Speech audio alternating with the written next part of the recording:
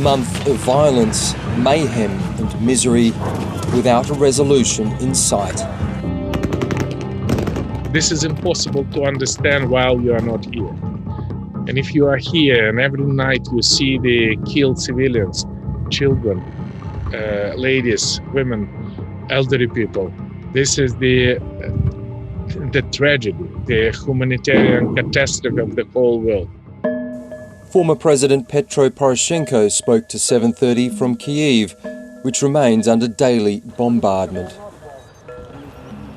Sorry, we have an alert and I hardly hear you. Just 1 second.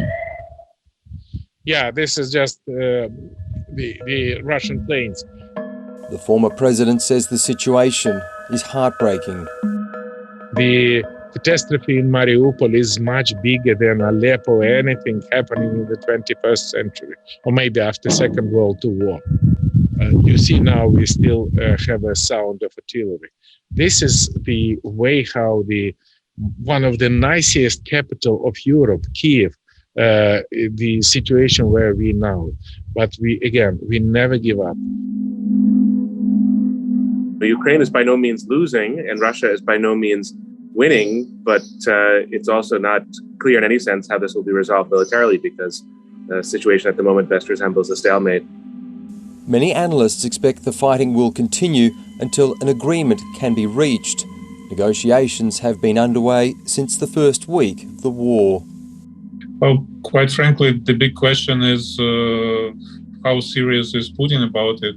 I don't see much of seriousness on his part. He's not sending his confidantes, his close circle to negotiations, and of course,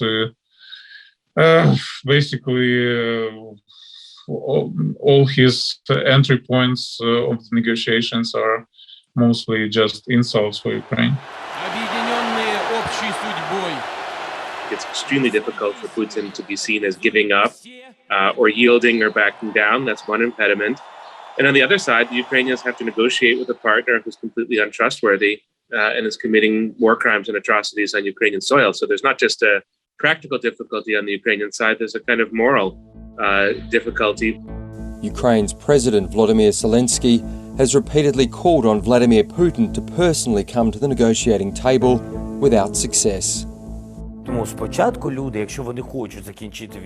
First of all, a ceasefire should be declared, troops should be withdrawn, presidents should meet and agree on troop withdrawals and security guarantees. It's possible to find a compromise here. Ukraine's leader has offered limited concessions already, like not joining NATO and becoming neutral. But giving Russia any sovereign Ukrainian territory like Crimea, Luhansk and Donetsk is not up for consideration for now. This is prohibited by international law since World War II to change the border of the other countries by force. This is extremely dangerous precedent. There's pressure on both sides to negotiate. I mean, there are all kinds of costs associated with this war. On the Russian side, there are financial costs. They've lost enormous numbers of soldiers.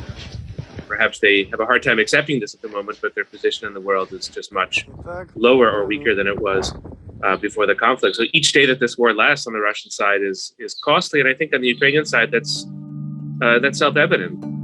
Zelensky's backed by Ukraine's opposition leaders, including former President Poroshenko, who wants even tougher sanctions on Russia as part of his five-point plan for peace. He's calling on Australia to pressure G20 nations to stop buying Russian gas, as well as pressure its Quad partner India to stop buying cheap Russian oil. It is immoral to finance, to pay Russian billions of dollars a week just for the fact which every single penny from these billions will be spent to kill Ukrainians. He says nations like India will also suffer if Ukraine is destroyed further. This is the question of the food security. If Ukraine would be erased, the problem of the food security of the world would be disastrous. And this problem definitely will touch India. And Indians should understand that. And with this situation, better to make a pressure on Russia to stop the war. And now the carnage continues. We fight for 1 month. We unfortunately lost hundreds and hundreds of civilians. We lost more than 120 children, but we understand what for we fight. We fight for our own, maybe one of the nicest country in the world, Ukraine. And thank you, and we really count on your support.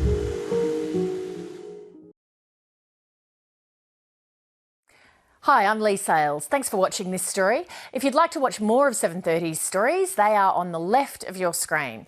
And tap on the button below to subscribe and get the latest from ABC News.